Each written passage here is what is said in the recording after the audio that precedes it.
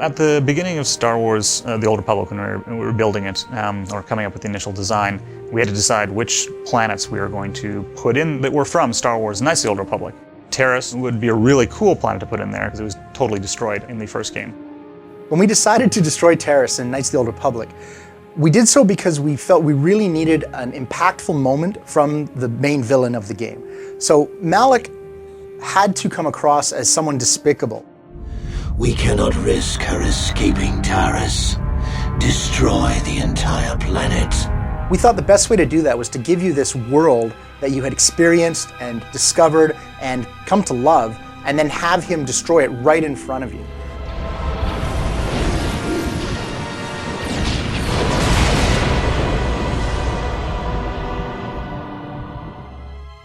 We're bringing it back in Star Wars The Old Republic. It's one of the major worlds in the game, and it hasn't been reconstructed, so it's still in ruins. And it's really cool because you finally get to see what happened, hundreds of years after you left Taris, after it got blown up by Darth Malak.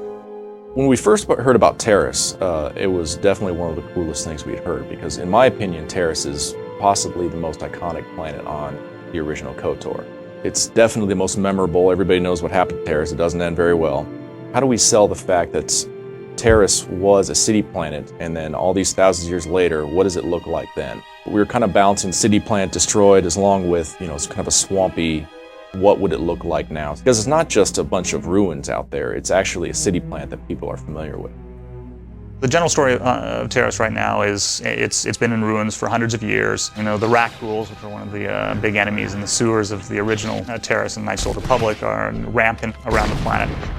So the rat ghouls, they've evolved over the past 300 years, just in ways where their ferociousness, just the kind of attacks and the kind of things that they're going to do, just seem that much more vicious.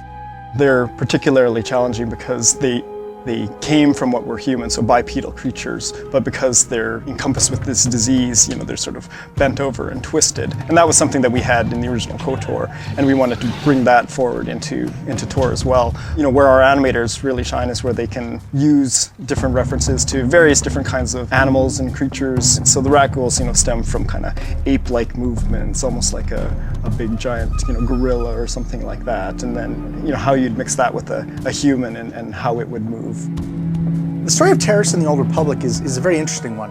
It's a very symbolic world. The Republic wants to rebuild it to show that even with all the devastation wrought by Malak and the Sith, they can rebuild, they can survive, they can come back from this kind of thing. Conversely, of course, the Imperials don't want them to rebuild. They don't want to have this evidence that the Republic is strong enough to come back from this kind of devastation. The original plan for Taris was to have a giant swamp, but once we actually started blocking Taris out, we really started to push what we could do with the vertical nest. And then everybody saw it, like, oh my God, that looks great. And so we just kept going and going and more. And eventually we got to where everybody saw it and they're like, wow, that's definitely Taris.